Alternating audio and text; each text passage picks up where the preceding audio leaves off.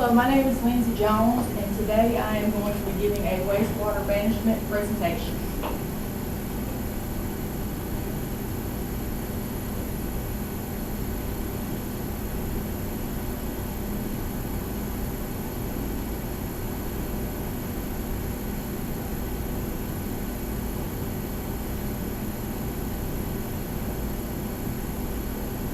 The wastewater management problem and related research.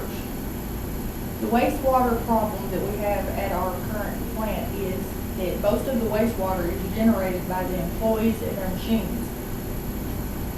We're currently using an outside vendor to take care of this wastewater issue. The related research that I have done is interviews with the environmental department supervisors, various department supervisors, and I have done extensive research of the ADEP public documents. The proposed solution and related research that I have come up with is that we can do extensive employee training for the employees to learn the proper way to deal with handling and disposal of wastewater. This will take the need out for an outside vendor. The related research that I have done to see if this will be successful is I have spoken with different supervisors, and I have went over the reports for the last 10 years. What's already been done, the prior implemented changes, and the success of those implemented changes. They've changed wastewater vendors, extensive employee training was conducted, employee education materials were passed out, and tests were given. All of that cost the company a lot of money, and the problem's still the same. We still have an outside wastewater vendor. As the EPA guidelines changed, so did the processes for handling the wastewater within the plant.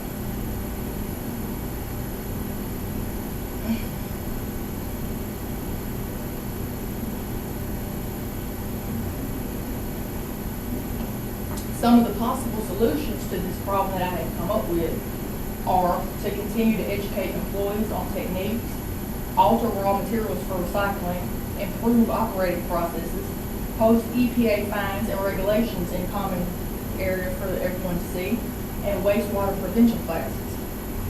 All of these things together will still cost the company a lot of money when we could avoid it by just doing extensive employee training.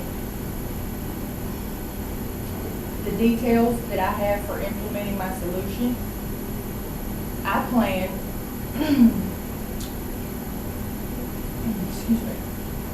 my plan is to conduct employee training classes.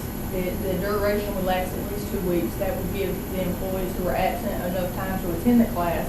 And after all the employees have been trained on the new procedures and guidelines, then the wastewater would be the wastewater solution would be automatically implemented into the orientation process. The way that we can evaluate the solution is water testing will be done at various times at various wastewater output. The chemicals tested in the water, if there are too many, then that would mean the solution has failed. If the chemicals are within the guidelines, that would mean the solution has been successful.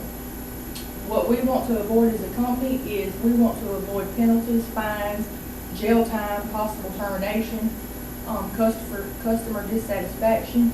All of these things could happen with wastewater. If it's released into the environment, that could be very bad for the company as a whole.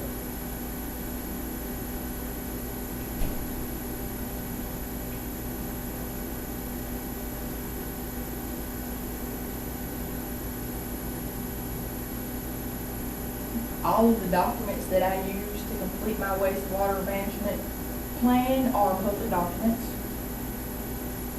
They can be found at the following of these websites.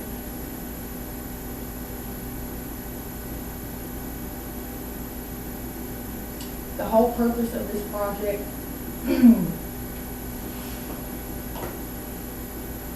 the purpose of the project is to definitely allow employees to begin training on the new procedures for the wastewater techniques.